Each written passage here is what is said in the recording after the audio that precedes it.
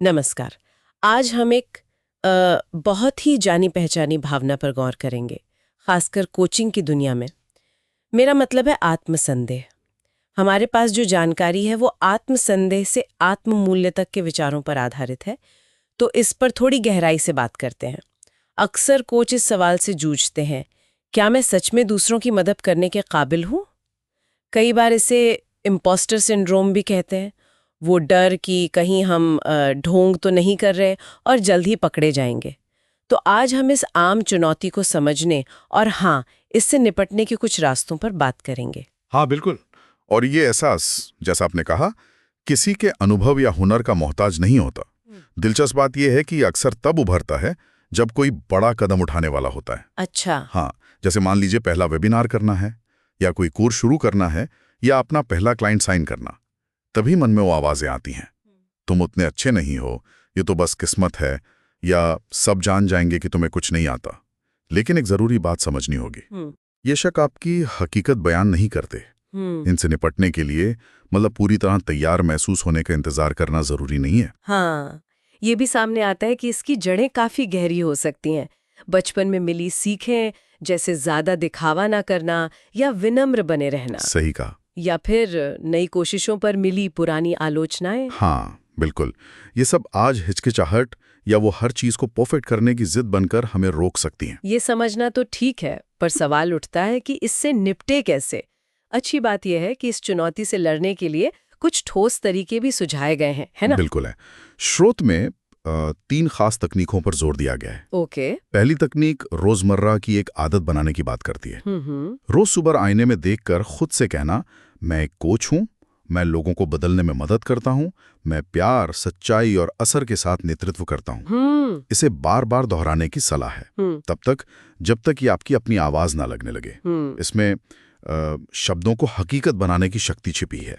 मतलब सबूत। हाँ, एक तरह से अपने ही खिलाफ जो नकारात्मक सोच है उसके उलट सबूत जुटाना।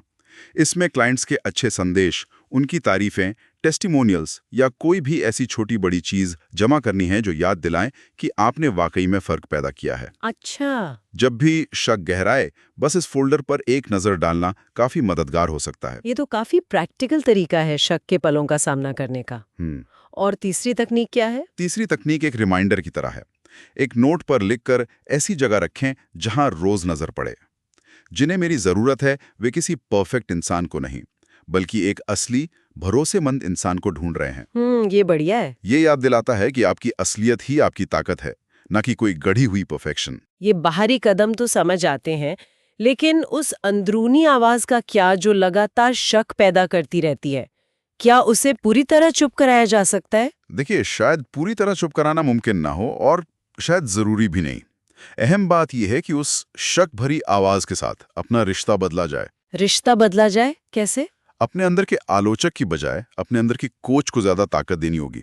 इसे ऐसे समझे, जब मन सवाल करे क्या होगा अगर मैं उतना अच्छा नहीं हूं, हाँ। तो उसे जवाब दें, मुझे परफेक्ट नहीं, बस उपस्थित और मौजूद होने की जरूरत है। ओके। जब वो कहे क्या होगा अगर कोई मेरी बात सुनेगा ही नहीं, तो जवाब हो, मेरी आवाज उन तक जरूर पहुंचेगी जिन्हें इसकी जरूरत है। और अगर डर लगे कि कहीं मुझसे कोई गड़बड़ ना हो जाए? तो याद दिलाएं, गलतियां मुझे इंसान बनाती हैं, और शायद ज्यादा भरोसे के लायक भी। मतलब ये बातचीत का रुख बदलना अंदर ही अंदर। तो कुल मिलाकर संदेश ये उभरता है कि आत्मविश्वास का मतलब ये नहीं कि मन में कभी शक आएगा ही नहीं। सही। बल्कि आत्मविश्वास शक के बावजूद आगे कदम बढ़ाने का फैसला है। बिल्कुल नहीं। और सबसे जरूरी बात शायद ये है कि काबिल महसूस करने के लिए इंतजार करने की जरूरत नहीं है। बिल्कुल नहीं। आप कोच बन नहीं रहे, आप पहले से ही हैं।